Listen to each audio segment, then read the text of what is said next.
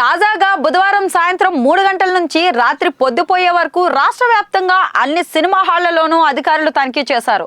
దాదాపు 12 సంవత్సరాల కిందట జరిగిన పరిణామాలు ఇప్పుడు జరుగుతున్నాయి. పుష్కర కాలం కిందట అప్పట్లో ఉమ్మడి రాష్ట్రంలో కిరణ్ కుమార్ రెడ్డి సీఎంగా ఉన్నప్పుడు సినిమా హాళ్లపై తనిఖీలు చేయించారు. దీనికి 5-6 ఏళ్ల కిందట చంద్రబాబు ఉమ్మడి రాష్ట్రంలో సీఎంగా ఉన్నప్పుడు ఒక్కసారి మాత్రమే సినిమా హాళ్లలో తనిఖీలు చేయించారు. తప్పులు వెలుగులోకి తెచ్చి భారీ ఫైన్లు కూడా వేయించారు. ఇక దీనికి కారణాలు ఏమైనా కానీ అప్పట్లో ఈ ఇద్దరు సీఎంలు అంటే ఇండస్ట్రీలో చర్చ జరిగింది. మళ్ళీ ఆ తర్వాత తాజాగా డిప్యూటీ సీఎం పవన్ కళ్యాణ్ మరోసారి సినిమా హాళ్లపై దూకుడుగా ఉన్నారు.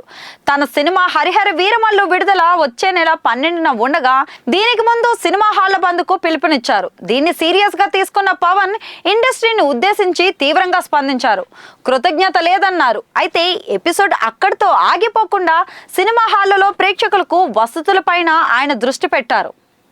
తాజాగా బుధవారం సాయంత్రం 3 గంటల నుంచి రాత్రి పొద్దుపోయే వరకు రాష్ట్ర వ్యాప్తంగా కొన్ని సినిమా హాళ్లలోనూ అధికారులు అయితే తనిఖీ చేశారు. మంచినీటి సదుపాయం నుంచి తినుబండారాల ధరల వరకు కూడా అన్ని పరిశీలించారు. సీట్ల నుంచి క్యూ లైన్ల వరకు, టికెట్ల నుంచి వేచి ఉండే గదుల దాకా అన్నిటినీ పరిశీలించారు.